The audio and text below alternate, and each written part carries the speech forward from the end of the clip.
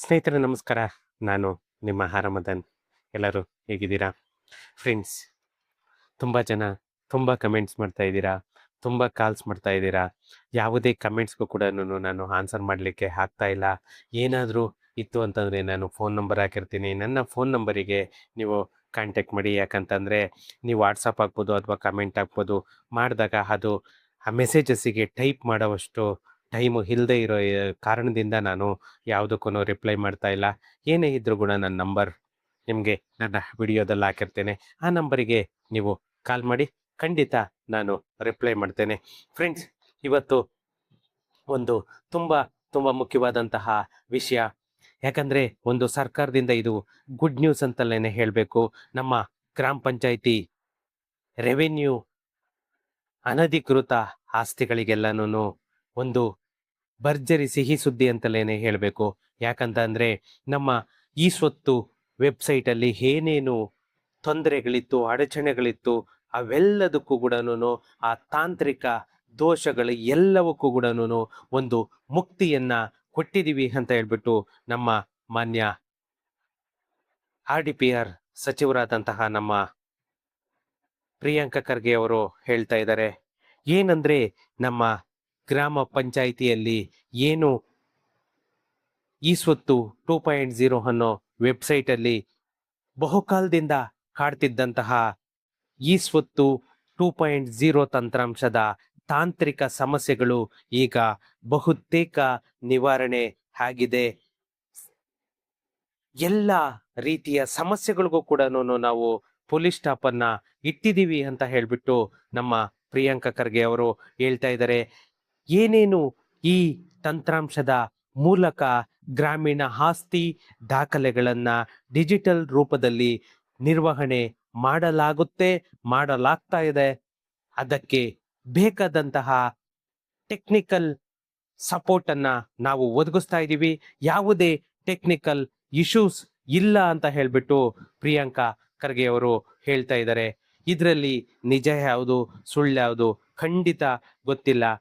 ಏನೇನು ಸಮಸ್ಯೆಗಳು ಇಲ್ಲಿವರೆಗೂ ಕೂಡ ಜನಗಳು ಪಬ್ಲಿಕ್ ಎದುರಿಸ್ತಾ ಇದ್ರು, ಅದರ ಬಗ್ಗೆನೇ ನಾವು ಈ ವಿಡಿಯೋದಲ್ಲಿ ಮಾತಾಡೋಣ. ಏನು ಈ ಸ್ವತ್ತು 2.0 ಸ್ಟಾರ್ಟ್ ಆಯಿತು, ಸ್ಟಾರ್ಟ್ ಆದಮೇಲೆ ಒಂದು ಸಮಸ್ಯೆ ಅಲ್ಲ 100 ಸಮಸ್ಯೆಗಳು ಉಟ್ಕೊಳ್ತು. ಯಾಕಂದರೆ ಯಾವುದೇ ಒಂದು ಅಪ್ಲಿಕೇಶನ್ ಹಾಕ್ಬೇಕಂದ್ರೂ ಕೂಡ ಸ್ಟಾರ್ಟಿಂಗಿಂದಲೂ ಡಾಕ್ಯುಮೆಂಟೇಶನ್ ರಿಫ್ಲೆಕ್ಟ್ ಆಗ್ತಾ ಇರಲ್ಲ, EC ರಿಫ್ಲೆಕ್ಟ್ ಆಗ್ತಾ ಇರಲ್ಲ, ಮತ್ತೆ EC ಹಾಕಿದ್ರೆ EC ತಗೊಳ್ತಾ ಇರಲ್ಲ, RTC ತಗೊಳ್ತಾ ಇರಲ್ಲ. ಈ ಥರ 100 ಸಮಸ್ಯೆಗಳು ಬರ್ತಾ ಇತ್ತು. ಯಾವುದೇ ಒಂದು 11B ಆಗ್ಬೋದು ಅಥವಾ 11A ಆಗ್ಬೋದು, ಮತ್ತೆ ಅದು ಗುಂಟ ಲೆಕ್ಕದಲ್ಲಾಗ್ಬೋದು ಅಥವಾ ಸೆಂಟ್ ಲೆಕ್ಕದಲ್ಲಾಗ್ಬೋದು ಇರಲಿಲ್ಲ. ಯಾಕಂದರೆ ಮೊದಲಿಗೆ ಬರೀ ಸ್ಕ್ವಯರ್ ಫೀಟ್ ಲೆಕ್ಕದಲ್ಲಿ ಮಾತ್ರನೇ ಇದ್ದಿದ್ದು, ಯಾವುದೇ ಗುಂಟೆ ಸೆಂಟು ನಿಮಗೆ ತೋರಿಸ್ತಾ ಇರಲಿಲ್ಲ.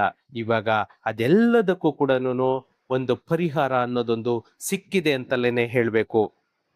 ಇನ್ನೊಂದು ಮುಖ್ಯವಾದಂತಹ ವಿಷಯನ್ನ ಮಾನ್ಯ ಪ್ರಿಯಾಂಕ ಖರ್ಗೆ ಅವರು ನಿನ್ನೆ ಹಂಚ್ಕೊಂಡಿದ್ದಾರೆ. ಹೊಸ ಲೇಔಟ್ ಅಥವಾ ಅಪಾರ್ಟ್ಮೆಂಟ್ ನೋಂದಣಿ ಸಮಸ್ಯೆಗಳಾಗ್ಬೋದು. ಈ ಅಪಾರ್ಟ್ಮೆಂಟ್ ನಿಜವಾಗೂ ಕೂಡ ಎಷ್ಟೋ ಜನ ಅಪಾರ್ಟ್ಮೆಂಟ್ ತಗೊಂಡು ಅವ್ರ ಹೆಸರಿಗೆ ರಿಜಿಸ್ಟ್ರೇಷನ್ ಆಗಿದೆ. ರಿಜಿಸ್ಟ್ರೇಷನ್ ಆಗಿರೋವು ಕೂಡ ಅವ್ರ ಹೆಸರಿಗೆ ಖಾತೆ ಹಾಕ್ತಾ ಇಲ್ಲ, ಮಾಡಲಿಕ್ಕೆ ಬರ್ತಾ ಇಲ್ಲ. ಯಾಕಂದರೆ ಇದು ಅಲ್ಲಿನ ಪ್ರಮುಖವಾದಂತಹ ದೋಷ.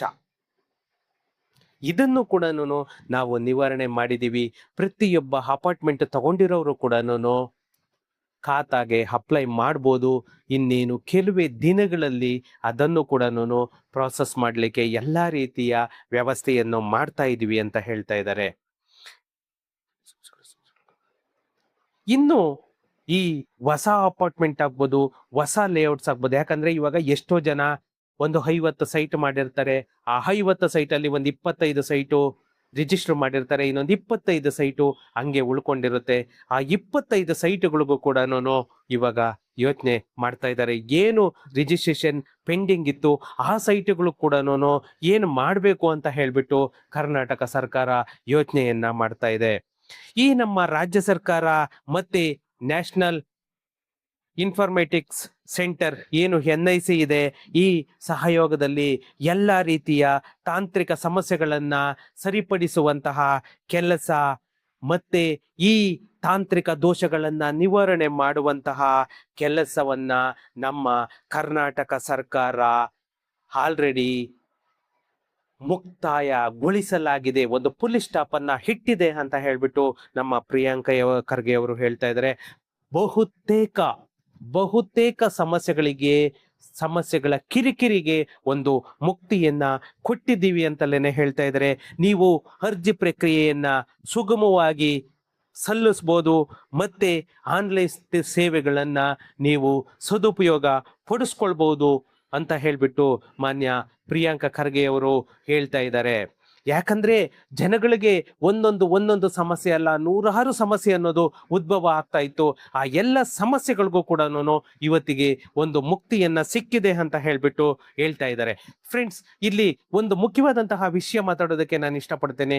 ಈ ಖಾತಾದಿಂದ ಏನೇನು ಲಾಭ ಇದೆ, ಈ ಖಾತಾದಿಂದ ಏನೇನು ಸೌಲಭ್ಯಗಳನ್ನ ನಾವು ಪಡ್ಕೊಳ್ಬೋದು ಅಂತಂದ್ರೆ ನಿಮ್ಗೆ ನಿಜವಾಗೂ ಕೂಡ ಅದು ಯಾವ ರೀತಿ ಅಂತಂದ್ರೆ, ಒಂದು ಸಾರಿ ಈ ಖಾತಾ ಆಯ್ತು ಅಂತಂದ್ರೆ ನಿಮ್ಮ ಡಾಕ್ಯುಮೆಂಟೇಶನ್ 100% ಟೈಟಲ್ ಕ್ಲಿಯರ್ ಅಂತಂದು ಹೇಳ್ಬಿಟ್ಟು ನೀವು ಯಾವುದೇ ಲಾಯರ್ ಹತ್ರ ತಗೊಂಡೋದ್ರಿಗೂ ಕೂಡ ನಿಮ್ಗೆ ಒಂದು ಒಪಿನಿಯನ್ ಅನ್ನ ಕೊಡ್ತಾರೆ. ಯಾಕಂದ್ರೆ ನಾವು ಈ ಖಾತಾ ಮಾಡ್ಬೇಕಂದ್ರೆ ಅದಕ್ಕೆ ಸಂಬಂಧಪಟ್ಟಂತಹ ಒಂದು ಸೇಲ್ ಡೀಡ್ ಆಗ್ಬೋದು, ಗಿಫ್ಟ್ ಡೀಡ್ ಆಗ್ಬೋದು, ಪಾರ್ಟಿಷನ್ ಡೀಡ್ ಆಗ್ಬೋದು, ನಾವು ಸಬ್ಮಿಟ್ ಅನ್ನ ಮಾಡಿರ್ತೇವೆ.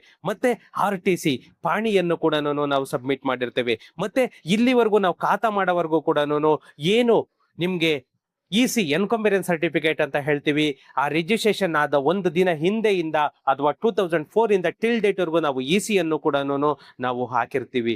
ಈ ಎಲ್ಲ ರೀತಿಯ ಒಂದು ಡಾಕ್ಯುಮೆಂಟೇಶನ್ ಅನ್ನ ನಾವು ಅಪ್ಲೋಡ್ ಮಾಡಿರೋದ್ರಿಂದ ನಿಮ್ಗೆ ಅಲ್ಲಿಗೆ ನಿಮ್ಮ ಪ್ರಾಪರ್ಟಿಯ ಒಂದು ಕಿರಿಕಿರಿ ತಪ್ಪಿತು, ಅಲ್ಲಿಗೆ ನಿಮ್ಮ ಸಮಸ್ಯೆಗಳೆಲ್ಲ ನಿವಾರಣೆ ಆಯ್ತು ಅಂತ ಹೇಳ್ಬೇಕು. ಈ ಖಾತಾ ಆಯ್ತು ಅಂದ್ರೆ ನೀವು ಬ್ಯಾಂಕ್ ಲೋನ್ ಕೂಡ ಸುಗಮವಾಗಿ ಸುಲಭವಾಗಿ ಪಡಿಬಹುದು. ಅದರಲ್ಲೂ ಕೂಡ ಎಲ್ಲಾ ರೀತಿಯ ಬ್ಯಾಂಕ್ ಅಲ್ಲೂ ಕೂಡ ನಿಮ್ಗೆ ಲೋ ರೇಟ್ ಆಫ್ ಇಂಟ್ರೆಸ್ಟ್ ಅಲ್ಲಿ ನಿಮ್ಗೆ ಬ್ಯಾಂಕ್ ಲೋನ್ ಅನ್ನ ಕೊಡ್ತಾರೆ. ಮತ್ತೆ ಆಸ್ತಿ ನೋಂದಣಿಯನ್ನ ವೇಗವಾಗಿ ಮುಗಿಸ್ಕೊಳ್ಬಹುದು. ಯಾಕಂದ್ರೆ ನೀವು ಆಸ್ತಿ ನೋಂದಣಿ ಮಾಡ್ಬೇಕು ಅಂತಂದ್ರೆ, ರಿಜಿಸ್ಟ್ರೇಷನ್ ಮಾಡ್ಬೇಕು ಅಂದ್ರೆ ನಿಮ್ಮ EPID ನಂಬರ್ ಹಾಕಿದ್ರೆ ಅಲ್ಲಿ ಆಟೋಮೆಟಿಕ್ ಓಪನ್ ಆಗ್ಬಿಡುತ್ತೆ. ಈ ನಮ್ಮ ಕರ್ನಾಟಕ ರಾಜ್ಯದಲ್ಲಿ ಲಕ್ಷಾಂತರ ಆಸ್ತಿಗಳನ್ನ ಈ ಸ್ವತ್ತು ಮೂಲಕ ಡಿಜಿಟಲ್ ದಾಖಲೆಗೆ ತರಲು ನಮ್ಮ ಸರ್ಕಾರ ಪ್ರಮುಖ ಉದ್ದೇಶವನ್ನ ಹೊಂದಿದೆ. ಮತ್ತೆ ಈ ಸ್ವತ್ತಿನಲ್ಲಿ ಇವಾಗ ಏನು ಸಮಸ್ಯೆಗಳು ಉದ್ಭವ ಆಗಿದ್ವು ಅದೆಲ್ಲವನ್ನು ಕೂಡ ನಿವಾರಣೆ ಮಾಡಿ, ಆ ನಿವಾರಣೆಯಿಂದ ನಮ್ಮ ಗ್ರಾಮೀಣ ಭಾಗದ ಆಸ್ತಿ ವ್ಯವಸ್ಥೆಯಲ್ಲಿ ಒಂದು ದೊಡ್ಡ ವೇಗದ ಮತ್ತು ಪಾರದರ್ಶಕ ಸೌಲಭ್ಯವನ್ನ ನಾವು ಒದಗಿಸ್ತಾ ಇದ್ದೀವಿ ಅಂತ ಹೇಳ್ಬಿಟ್ಟು ಮಾನ್ಯ ಪ್ರಿಯಾಂಕ ಖರ್ಗೆ ಅವರು ನಿನ್ನೆ ಕೂಡ ಒಂದು ಸ್ಟೇಟ್ಮೆಂಟ್ ಅನ್ನ ಕೊಟ್ಟರು. ಯಾಕಂದ್ರೆ ಇಲ್ಲಿ ಒಂದು ಅಲ್ಲ, ನಮ್ಮ ಈ ಸ್ವತ್ತು, ಈ ಆಸ್ತಿ, ಈ ಖಾತಾ, ಈ ತರ ಏನು ನಮ್ಮ BBMP ಆಗ್ಬೋದು, ಪುರಸಭೆ ಆಗ್ಬೋದು, ನಗರಸಭೆ ಆಗ್ಬೋದು, ಅಥವಾ ನಮ್ಮ ಪಂಚಾಯತ್ ಲಿಮಿಟ್ ಅಲ್ಲಿ ಆಗ್ಬೋದು, ಏನು ಈ ಸಮಸ್ಯೆಗಳಿತ್ತು ಪ್ರತಿಯೊಂದು ಕಡೆಗೂ ಕೂಡ ಒಂದು BBMP ಯಲ್ಲೂ ಕೂಡ ಇಷ್ಟು ದಿನ ತುಂಬಾ ಜನ ತುಂಬಾ ಕ್ವಶನ್ ಕೇಳ್ತಾ ಇದ್ರಿ, ಸರ್ ಬಿ ಖಾತಾ ಇಂದ ನಾನು ಎ ಖಾತಾ ಮಾಡ್ಬೇಕು ಬಟ್ ಆಗ್ತಾ ಇಲ್ಲ ಅಂತ ಹೇಳ್ಬಿಟ್ಟು. ಇವಾಗ ನೀವು ಎ ಖಾತಾ ಕೂಡ ಅತಿ ಸುಲಭವಾಗಿ ಪಡ್ಕೊಳ್ಬಹುದು. ನಿಮ್ಗೆ ಎಲ್ಲನೂ ಮ್ಯಾಕ್ಸಿಮಮ್ ಅಂದ್ರೂ ಕೂಡ 1 ಮಂತ್ ಒಳಗಡೆ ನಿಮ್ಮ ಬಿ ಖಾತಾ ಎ ಖಾತಾ ಹಾಗೆ ನೀವು ಕನ್ವರ್ಟ್ ಅನ್ನ ಮಾಡ್ಬೋದು. ಯಾಕಂದ್ರೆ ಅದು ಕೂಡ ಒಂದು RI ರಿಪೋರ್ಟ್ ಆಗ್ಬೋದು, VA ರಿಪೋರ್ಟ್ ಆಗ್ಬೋದು, ARO ರಿಪೋರ್ಟ್ ಆಗ್ಬೋದು, ಇಮ್ಮಿಡಿಯೇಟ್ಲಿ ನಿಮ್ಮ ಪ್ರಾಸೆಸ್ ಸ್ಟಾರ್ಟ್ ಆಗ್ಬಿಡುತ್ತೆ. ನೆಕ್ಸ್ಟ್ ಅದು ಏನು JC ಜಾಯಿಂಟ್ ಕಮಿಷನರ್ ಇರ್ತಾರೆ, ಆ ಜಾಯಿಂಟ್ ಕಮಿಷನರ್ ಹೋಗುತ್ತೆ. ಜಾಯಿಂಟ್ ಕಮಿಷನರ್ ಒಂದ್ಸಾರಿ ಅಪ್ರೂವಲ್ ಕೊಟ್ಟವ್ರೆ ಅಂತಂದ್ರೆ ಆಟೋಮೆಟಿಕ್ ನಿಮ್ಮ ಪೇಮೆಂಟ್ ಆಪ್ಷನ್ ಗೆ ಹೋಗುತ್ತೆ. ಅಲ್ಲಿ ನೀವು ಪೇಮೆಂಟ್ ಮಾಡ್ಬಿಟ್ಟು ನೀವು ಬಿ ಖಾತೆಯಿಂದ ಎ ಖಾತೆಗೆ ನೀವು ಈಸಿಯಾಗಿ ಕನ್ವರ್ಟ್ ಮಾಡ್ಕೊಳ್ಬಹುದು. ಅದು ಕೂಡ ನಮ್ಮ ಕರ್ನಾಟಕ ಸರ್ಕಾರ ಸುಲಭವಾಗಿ ಆಗೋದ ರೀತಿಯಲ್ಲಿ ಒಂದು ವೆಬ್ಸೈಟ್ ಅನ್ನ ಒಂದು ಡೆವಲಪ್ಮೆಂಟ್ ಅನ್ನ ಮಾಡಿದೆ. ಅದೇ ರೀತಿಯಾಗಿ ನಗರಸಭೆ ಆಗ್ಬೋದು, ಪುರಸಭೆ ಆಗ್ಬೋದು, ಅದು ಕೂಡ ಏನು ಟೆಕ್ನಿಕಲ್ ಇಶ್ಯೂಸ್ ಇತ್ತು ಅದಕ್ಕೂ ಕೂಡ ಮುಕ್ತಿಯನ್ನ ಕೊಟ್ಟಿದೆ. ಎಲ್ಲದಕ್ಕಿಂತ ಮುಖ್ಯವಾಗಿ ನಮ್ಮ RDPR ಏನು ನಮ್ಮ ಪಂಚಾಯತ್ ರಾಜ್ ಡಿಪಾರ್ಟ್ಮೆಂಟ್ ಅನ್ನೋದು ಸುಮಾರು 1 ಕೋಟಿ ಪ್ರಾಪರ್ಟಿ ಇರೋದು, ಒಂದಲ್ಲ ಎರಡಲ್ಲ, ಸುಮಾರು 1 ಕೋಟಿ ಪ್ರಾಪರ್ಟಿ ಇರೋದು. ಆ 1 ಕೋಟಿ ಪ್ರಾಪರ್ಟಿದು ಡಾಟಾ ಕ್ರಿಯೇಟ್ ಮಾಡಬೇಕು ಅಂದ್ರೆ ಅಷ್ಟು ಈಸಿ ಆದಂತಹ ಕೆಲಸ ಅಲ್ಲ. ಆದ್ರೆ ನಮ್ಮ ಕರ್ನಾಟಕ ಸರ್ಕಾರನ ಒಂದು ಅಪ್ರಿಸಿಯೇಟ್ ಮಾಡಬೇಕು ಈ ವಿಷಯದಲ್ಲಿ. ಯಾಕಂದ್ರೆ ಇಲ್ಲಿವರೆಗೂ 2013 ಯಾವುದೇ ಸರ್ಕಾರ ಬಂದ್ರು ಕೂಡ ಇಷ್ಟೆಲ್ಲ ಒಂದು ಕೆಲಸವನ್ನ ಮಾಡ್ಲಿಕ್ಕಾಗಿಲ್ಲ. ಇವಾಗ ಒಂದು 3 to 4 months ಆಗಿರ್ಬೋದು. ಆದ್ರೆ ಮುಂದೆ ಒಂದು ದಿನ, ಈ ಕೆಲವು ದಿನಗಳಲ್ಲಿ, ತಿಂಗಳುಗಳಲ್ಲ, ವರ್ಷಗಳಲ್ಲ, ಕೆಲವು ದಿನಗಳಲ್ಲಿ ನಿಮ್ಮ ಎಲ್ಲರ ಒಂದು ಸಮಸ್ಯೆಗೆ ಒಂದು ಮುಕ್ತಿಯನ್ನ ನಮ್ಮ ಕರ್ನಾಟಕ ಸರ್ಕಾರ ಇಡುತ್ತೆ ಅಂತ ಹೇಳ್ಬಿಟ್ಟು ನನ್ನ ಭರವಸೆ. ಯಾಕಂತಂದ್ರೆ ಪ್ರತಿದಿನ ನಾನು ಅಪ್ಲಿಕೇಶನ್ ಹಾಕ್ಬೇಕಾದ್ರೆ ಪ್ರತಿದಿನ ಒಂದು ಟೆಕ್ನಿಕಲ್ ಇಶ್ಯೂವನ್ನ ನಾನು ಫೇಸ್ ಮಾಡ್ತಾ ಇದೆ. ಬಟ್ ಇವಾಗ ಯಾವುದೇ ತರಹದ ಒಂದು ಟೆಕ್ನಿಕಲ್ ಇಶ್ಯೂಸ್ ಇಲ್ಲ. ಏನಂದ್ರೆ ಇನ್ನು ಒಂದೇ ಒಂದು ಸಮಸ್ಯೆ ಇರೋದೇನಂದ್ರೆ PDO ಲಾಗಿನ್ ಮತ್ತೆ ಪ್ರೆಸಿಡೆಂಟ್ ಲಾಗಿನ್, ಇವೆರಡು ಲಾಗಿನ್ ಅನ್ನೋದೊಂದು ಬಂತು ಅಂತಂದ್ರೆ ನಿಮ್ಗೆ ಎಲ್ಲನೂ ಮ್ಯಾಕ್ಸಿಮಮ್ 1 week to 10 days ಒಳಗಡೆ ನಿಮ್ ಎಲ್ಲರಿಗೂ ಕೂಡ ಖಾತಾ ಕೈಗೆ ಸಿಗುತ್ತೆ ಅಂತಲೇನೆ ನಾವು ಒಂದು ಭರವಸೆಯನ್ನ ಇಟ್ಕೋಬಹುದು. ಯಾಕಂದ್ರೆ ಅದೇನು ಜಾಸ್ತಿ ಹೇಳ್ಕೊಂಡು ಹೋಗೋ ತರ ಇಲ್ಲ. ನಾವು ಏನು ಅಪ್ಲಿಕೇಶನ್ ಅನ್ನ ಹಾಕ್ತಿವಿ, ಅಪ್ಲಿಕೇಶನ್ ಹಾಕ್ಬೇಕಾದ್ರೇನೆ ನಾವು ಒಂದು GPRS ಫೋಟೋ ಹಾಕ್ತಿವಿ. ಆ GPRS ಫೋಟೋನೇ ಅವರು ವೆಬ್ಸೈಟ್ ಅಲ್ಲಿ ಹೋಗ್ಬಿಟ್ಟು GPRS ಫೋಟೋ ಇಂದಲೇನೆ ನೀವು A to Z ಎಲ್ಲನೂ ಆ ಸೈಟ್ ಸರೌಂಡಿಂಗ್ ಏನಿದೆ, ಹೆಂಗಿದೆ, ಅವ್ರು ಕೊಟ್ಟಿರೋದು ಪಕ್ಕ ಇದೆಯಾ ಇಲ್ವಾ ಅಂತ ಹೇಳ್ಬಿಟ್ಟು ಕೂಡ PDO ತಿಳ್ಕೊಳ್ಬಹುದು. ಮತ್ತೆ RI ರಿಪೋರ್ಟ್ ಹಾಕಿರ್ತಾರೆ, VA ರಿಪೋರ್ಟ್ ಹಾಕಿರ್ತಾರೆ. ಅದರಿಂದ ನಿಮ್ಗೆ ಯಾವುದೇ ತರಹ ಡಿಲೇ ಅನ್ನೋದು ಆಗಲ್ಲ. ಮೇನ್ ಇರೋದು ಬಂದ್ಬಿಟ್ಟು ನಿಮ್ಗೆ PDO ಲಾಗಿನ್ ಮತ್ತೆ ಪ್ರೆಸಿಡೆಂಟ್ ಲಾಗಿನ್, ಅವ್ರಿಬ್ಬರು ಲಾಗಿನ್ ಮಾತ್ರ ಡಿಲೇ ಆಗ್ತಾ ಇದೆ. ಇದಕ್ಕೆ ಒಂದು ಪ್ರಿಯಾಂಕಾ ಖರ್ಗೆ ಅವರು ಸ್ವಲ್ಪ ಪಣ ತೊಟ್ಟು, ಸ್ವಲ್ಪ ಎಫರ್ಟ್ ಹಾಕಿ ಇಮ್ಮಿಡಿಯೇಟ್ ಅದನ್ನ ಒಂದು ಪ್ರಾಸೆಸ್ ಅನ್ನ, ಒಂದು ಪ್ರೋಗ್ರೆಸ್ ಫಾಸ್ಟ್ ಆಗಿ ಮಾಡಿದ್ರು ಅಂತಂದ್ರೆ ಅದಕ್ಕಿಂತ ಖುಷಿಯಾದ ವಿಷಯ ಬೇರೆ ಏನು ಇಲ್ಲ ಅಂತಂದೇಳೇನೆ ನನ್ನ ಅನಿಸಿಕೆ. ಫ್ರೆಂಡ್ಸ್, ಎಲ್ಲರೂ ಕೂಡ ತುಂಬಾ ಜನ ಅಪ್ಲಿಕೇಶನ್ ಹಾಕಿದೀರಾ. ಸ್ವಲ್ಪ 1 ವಾರಗಳ ಕಾಲ ನೀವು ವೆಯ್ಟ್ ಮಾಡಿ. ಯಾಕಂತ ಅಂದ್ರೆ ಇಲ್ಲಿ 15ನೇ ತಾರೀಕು ಮೇಲೆ ಎಲ್ಲಾ ರೀತಿಯ ಸಮಸ್ಯೆಗಳು ಕೂಡ ನಿವಾರಣೆಯಾಗಿ ನಿಮ್ಗೆ ಖಾತಾ ಇಶ್ಯೂ ಮಾಡ್ಲಿಕ್ಕೆ ನಾವು ಪ್ರತಿಯೊಂದು ರೀತಿಯಲ್ಲೂ ಕೂಡ ನಾವು ವ್ಯವಸ್ಥೆಯನ್ನ ಮಾಡ್ತಾ ಇದೀವಿ ಅಂತ ಹೇಳ್ಬಿಟ್ಟು ನಿನ್ನೆ ಪ್ರೆಸ್ ಮೀಟ್ ಅಲ್ಲೂ ಕೂಡ ಪ್ರಿಯಾಂಕಾ ಖರ್ಗೆ ಅವರು ಹೇಳಿದ್ದಾರೆ.